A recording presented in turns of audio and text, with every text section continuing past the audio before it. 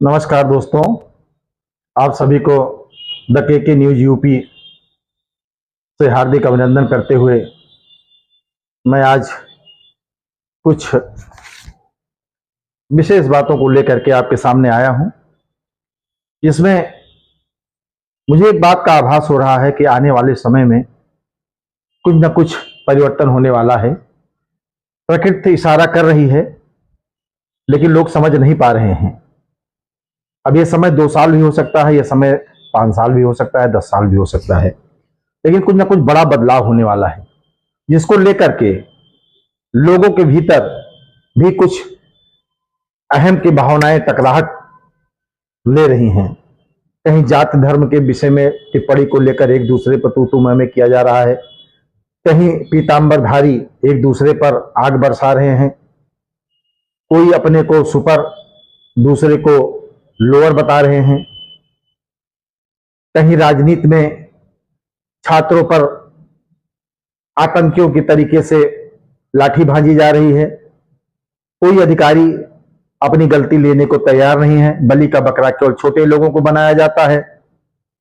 अभी हाल ही में बाराबंकी में रामस्वरूप जैसे प्रतिष्ठित कॉलेज विश्वविद्यालय को लेकर के जिस तरीके से सरकार की छीछालेदर हो रही है, यह भी एक तरीके से अनहोनी का ही संकेत है। क्योंकि जब जब युवाओं में अंगड़ाई आती है, युवाओं का दमन होता है, युवाओं का शोषण होता है, तब तब कुछ ना कुछ बदलाव होता है।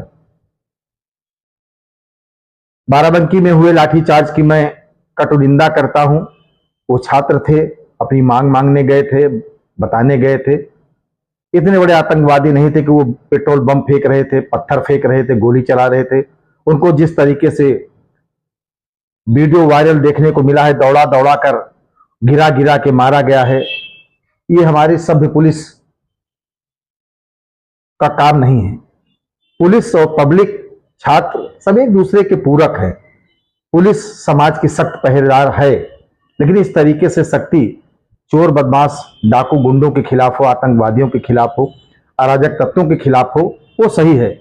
लेकिन इतना टाइट एक्शन छात्रों के खिलाफ, निहत्थे लोग जिनके पास कोई हथियार नहीं था, कोई लाठी डंडा नहीं था या कुछ नहीं था, उनके खिलाफ इस तरीके से आक्रामक होना कहीं न कहीं पुलिस की कमजोरी और उनके अंदर आ रहे फ्रस्ट्रेशन का बताने का एक तरीका है।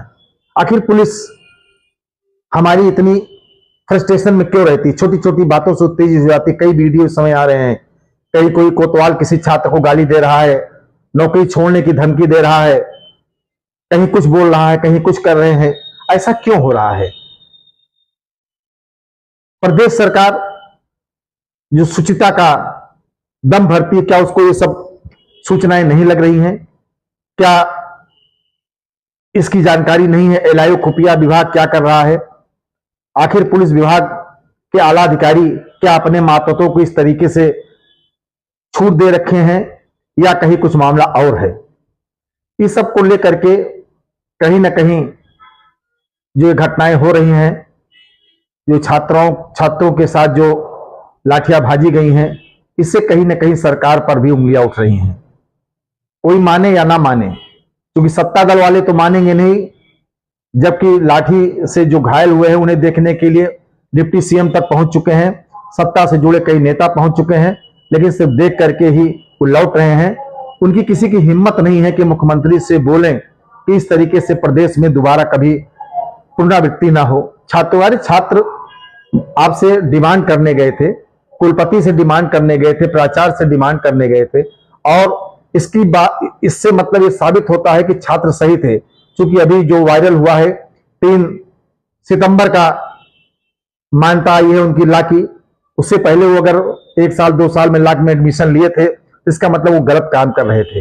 एक चर्चा ये भी आ रही है कि रामस्वरूप जो प्रतिष्ठित कॉलेज है, उसमें ज्यादातर अधिकारियों के रिश्तेदारों, उनके परिवारजनी, नेताओं, उनके परिवारजनों के लोग उसमें कहीं ना कहीं शेयर होल्डर हैं, शिक्षक हैं, कर्मचारी हैं। कुछ ऐसी तरह तरह की बातें आ रही है। इसमें सत्यता क्या है मुझे भी नहीं पता है। सत्यता सरकार को मालूम होगी, रामस्वरूप विश्वविद्यालय के प्रबंधन को मालूम होगी। मुझे सिर्फ इतना कहना है कि जिस तरीके से छात्रों को पीटा गया है, बेरहमी से पीटा गया है, ये बहुत ही घटिया काम है। जिसने भी ये कार्य कराया है उसके खिलाफ कड़े एक्शन लेना चाहिए सरकार को। चंद सिपाही दरोगा कोतवाल को लाइन हाजिर करने से कोई मतलब नहीं होता है।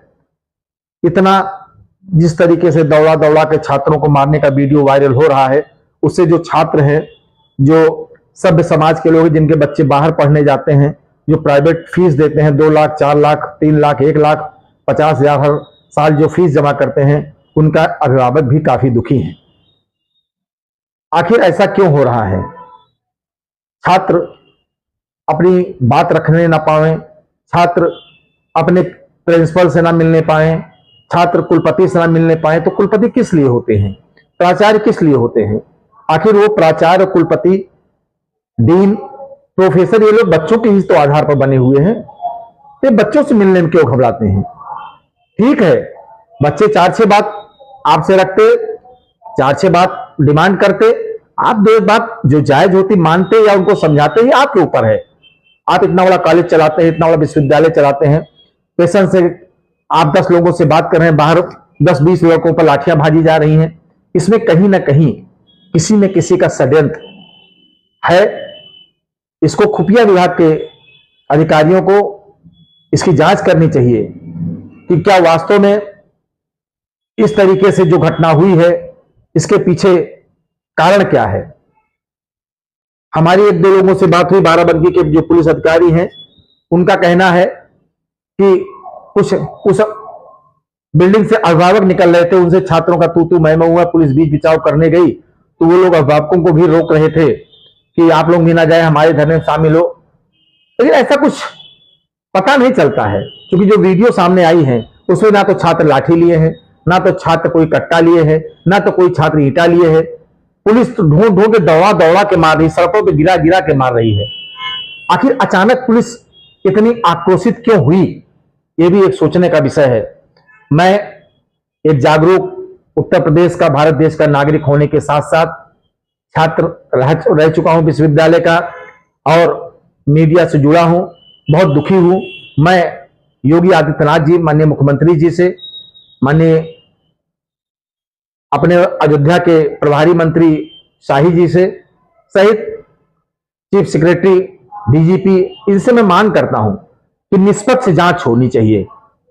उसे जांच अधिकारी हमारे कमिश्नर अयोध्या मंडल और पुलिस के आईजी प्रवीण कुमार जी बनाए गए। प्रवीण कुमार जी आज बाराबंकी गए भी हैं। जांच में क्या निष्कर्ष होता है ये तो बाद में पता चलेगा, लेकिन जो वीडियो सामने आ रही है, जो लोग देख रहे हैं, उनमें आक्रोश बढ़ता जा रहा है। इससे कहीं ना कहीं सरकार की छवि पर बट्टा लगाने का काम हुआ है। सरकार को सोचना है कि वो अपने इस काले धब्बे को कैसे धोती है, क्या करती है, क्या नहीं करती है। जय सिया राम, जय हिंद।